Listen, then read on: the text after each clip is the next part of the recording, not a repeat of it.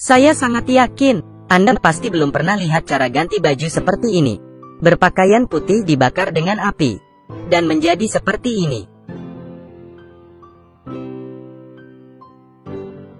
Dia adalah seorang desainer baju.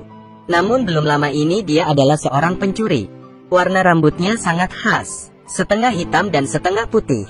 Mungkin Anda akan berpikir, rambut yang dia warnai sangat bergaya. Tapi itu adalah warna saat dia dilahirkan.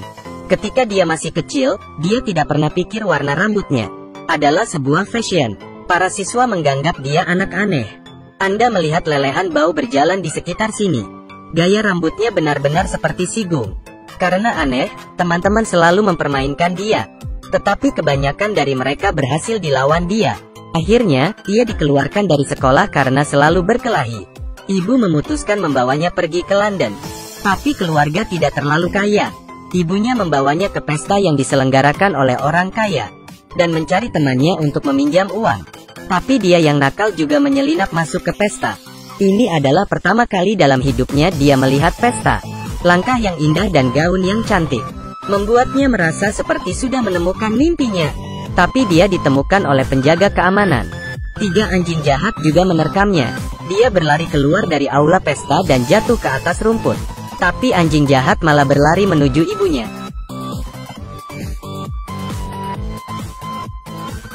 Sehingga ibu jatuh dari tebing. Mereka juga dijebak oleh orang kaya sebagai pencuri. Tapi dia berhasil melompat ke sebuah truk. Dan sampai di London, dia menangis di bawah air mancur. Ibunya sudah meninggal. Sekarang dia menjadi yatim piatu. Ketika dia bangun, dia bertemu 2 anak laki-laki. Dan dari saat itu juga, hidupnya mulai berubah. Perlahan-lahan gadis itu tumbuh dewasa. Bersama dengan kedua anak laki-laki itu, mereka mulai mencuri barang. Namun dia juga memiliki bakat lain untuk desain baju. Pakaian yang mereka pakai saat beraksi, itu semua dirancang olehnya. Sehingga membuat mereka dengan mudah keluar masuk ke banyak tempat kelas atas untuk mencuri barang yang lebih berharga. Di sebuah kesempatan, rekannya membawa informasinya, dimasukkan ke kantor personil perusahaan desain pakaian. Sehingga dia bisa bekerja di situ. Lagi pula, dia tidak bisa menyia-nyiakan bakatnya. Dia pergi bekerja dengan percaya diri. Tapi pekerjaan bukanlah desainer, namun hanya seorang pembersih. Dia selalu mencari kesempatan agar pemimpin melihat desainnya. Tapi siapa yang akan percaya dengan desain seorang pembersih? Malam itu, dianya yang sedih minum banyak whisky. Sehingga dengan mabuk dia masuk ke jendela pajangan. Keesokan hari dia dibanguni oleh orang lain. Jendela pajangan itu berantakan. Model ini dirancang ulang olehnya dengan kertas koran. Walaupun tampak berantakan tapi menarik banyak perhatian orang. Manajer menariknya keluar. Manajer berpikir ini sangat merusak citra perusahaan. Tapi beberapa orang sangat menghargainya. Seorang perancang pakaian yang paling terkenal di London, Baroness, turun di depan toko itu. Dia melihat model di jendela. Tampilan jendela yang disusun oleh gadis itu adalah sesuatu yang terbaik yang pernah kulihat dalam 10 tahun. Ya, dia bisa pergi bekerja untuk Baroness keesokan harinya. Baroness terlihat sangat elegan, tapi sebenarnya dia sangat keras. Sangat sulit melayaninya. Hari pertama di tempat kerja, desainnya dipuji oleh Baroness. Kemudian dia menjadi asisten pribadi Baroness. Dengan senang dia datang ke air mancur dan berbicara dengan ibunya, dan memamerkan prestasinya. Tapi segera dia menemukan rahasia yang mengejutkan. Baroness memakai kalung ibunya. Dia mencoba menanyakan asal-usul kalung itu. Tapi Baroness mengatakan kepadanya, kalung ini adalah pusaka keluarganya. Dulu kalung ini pernah dicuri oleh seorang pelayan. Dicuri? Itu tidak mungkin. Awalnya kalung itu diserahkan oleh ibunya kepadanya. Namun dia tidak sengaja menjatuhkannya di pesta itu. Jadi kalung ini, dia akan mencurinya?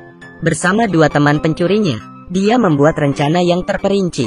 Baroness biasanya hanya tertarik pada beberapa hal. Pertama adalah wanita yang menyinggung emosinya. Kedua adalah wanita yang berpakaian lebih cantik darinya.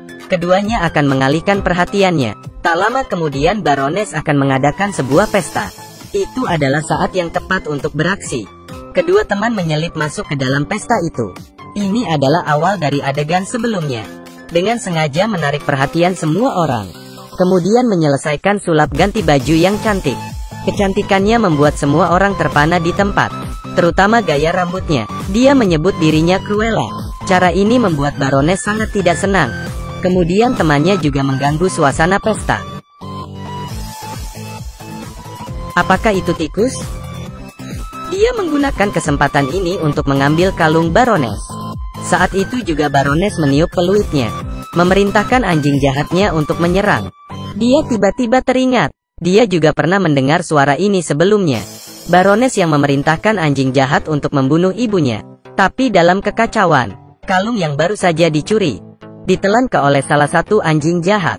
Rencananya gagal, tapi dia mengetahui sesuatu yang penting, yaitu kematian ibunya bukan karena dirinya. Baroness adalah pembunuh yang sebenarnya. Pada malam hari, dia terjaga sepanjang malam. Dia terus berpikir bagaimana untuk membalas dendam. Kemudian dia mulai tersenyum. Mungkin rencana sebenarnya adalah identitas barunya, Cruella. Keesokan harinya dia mengubah gaunnya. Mulai dari sekarang, dia akan menjadi mimpi buruk Baroness. Dia mulai memimpin tren baru. Tapi rencana pertamanya adalah untuk mencuri 3 anjing jahat Baroness. Hal ini dapat dengan mudah diselesaikan oleh teman-temannya. Kemudian dia dengan cara yang keren, dia muncul di berbagai acara yang dihadiri oleh Baroness. Media terus meliputi dia. Hal ini membuat Baroness sangat sakit kepala. Penjualan pakaian Baroness juga anjlok. Tapi jangan lupa, pada saat itu dia juga asisten Baroness. Masih ada hal yang lebih parah. Saat dia membantu Baroness merancang gaun, dengan hati-hati dia menjahit permata dekoratif untuk gaun itu. Dan pada malam hari sebelum gaun itu dirilis, sesuatu yang aneh telah terjadi. Tiba-tiba keluar serangga penyengat yang sangat banyak. Ini menakuti semua orang di pesta. Mengapa ini bisa terjadi? Ternyata permata yang dia jahit di gaun itu sebenarnya adalah telur serangga. Saat Cruella bernyanyi untuk merayakan kemenangannya, dia menemukan bahwa Baroness sudah lebih awal mengetahui semua itu.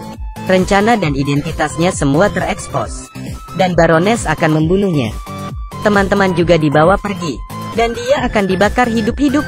Kesadarannya memudar di tengah kobaran api. Cruella adalah lawan besar Baroness, bintang yang bersinar di dunia fashion London, meninggal dalam sebuah kebakaran besar. Tapi ceritanya tidak berakhir di sana. Ada kenyataan yang tak terduga oleh semua orang. Ketika Cruella bangun, dia menemukan dirinya tidak mati, tapi dia diselamatkan oleh pengawal Baroness, dan dia juga memberinya kalung itu. Dia juga menceritakan rahasia yang lebih besar. Ada kunci pada kalung ini, bisa membuka kotak kecil. Dalam kotak kecil itu, ada akte kelahiran di dalamnya, dan akte itu tertulis namanya, dan ibu kandungnya adalah Baroness. Ternyata Baroness adalah seorang yang sangat narsisme. Dia sangat marah ketika dia mengetahui bahwa dirinya hamil. Tapi pacarnya sangat senang. Dia juga menghadiahkan sebuah kalung. Pada hari Baroness melahirkan anak, dia menyuruh anak buahnya untuk membuang anak itu. Tapi anak buahnya merasa ini sangat kejam, sehingga dia memberikan bayi itu ke seorang pelayan. Pelayan itu adalah ibu angkat Cruella. Hanya ibu angkat dan penjaga yang tahu tentang hal itu. Baroness membohongi pacarnya, anak yang dia lahirkan sudah meninggal. Sejak saat itu pacarnya jatuh tertimpa tangga. Bisnis keluarganya hancur, dan Cruella adalah pewaris dari pacar Baroness. Setelah mengetahui berita itu, Cruella tidak bisa menerimanya. Dia tidak bisa menerima bahwa ibu kandungnya adalah setan, dan ibu yang selalu dicintainya sebenarnya adalah ibu angkatnya. Tapi dia adalah Cruella, seorang wanita yang ditakdirkan untuk menjadi luar biasa. Jadi balas dendam terus berlanjut. Dia terlebih dahulu menyelamatkan rekannya keluar dari kantor polisi. Kemudian dia membangun kembali timnya. Sekarang sangat nyaman bagi dunia luar untuk bertindak bersama. Baroness akan mengadakan pesta amal di akhir pekan. Dan apa yang akan mereka lakukan adalah mendapatkan semua ukuran tubuh tamu pesta terlebih dahulu. Kemudian dia mulai merancang pakaian dalam skala besar, dan dikirim ke semua tamu pesta itu. Pada hari pesta itu dimulai, para tamu mengenakan pakaian yang dirancang oleh Cruella. Baroness tertegun ketika dia semua itu, hitam dan putih, adalah desain klasik Cruella. Perbedaannya adalah Cruella tidak bersinar kali ini. Dia menggunakan cara yang tidak disangka oleh siapapun. Dia terlebih dulu mencuri peluit milik Baroness, kemudian berubah menjadi penampakan normalnya. Kemudian dia meniup peluit di luar. Ini menarik perhatian Baroness. Bahkan anjing Baroness sudah dibawa kendali Cruella. Beberapa teman lainnya memanggil semua tamu keluar dari aula pesta. Seluruh London mengira Cruella sudah mati. Dan sekarang dia memainkan peran sebagai asisten Baroness. Hanya Baroness yang tahu identitas asli Cruella. Tapi ini semua dirancang dengan baik oleh Cruella. Semua tamu melihat mereka. Mereka tidak tahu apa yang akan terjadi selanjutnya. Tapi Cruella tahu, Baroness yang berhati keras pasti akan membunuhnya. Sama seperti ibunya, dia juga didorong oleh Baroness. Semua ini dilihat oleh semua tamu yang datang ke pesta itu. Tidak peduli bagaimana Baroness membela diri, dia tidak akan bisa menyingkirkan fakta bahwa dia adalah pembunuh. Tapi apakah Cruella benar-benar mati? Tentu tidak, dia masih hidup. Jangan lupa bahwa dia yang merancang rencana ini. Setelah jatuh dari tebing, dia membuka parasut, gaunnya yang dia desain menjadi jaket pelampung. Baroness mendorong asistennya ke bawah. Jadi dia dibawa pergi oleh polisi atas tuduhan pembunuhan.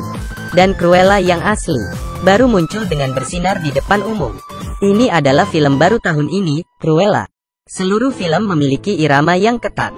Ada juga beberapa cerita yang berbalik arah, terutama kostum dalam film. Desainnya benar-benar cukup bagus, meringkas keseluruhan film ini.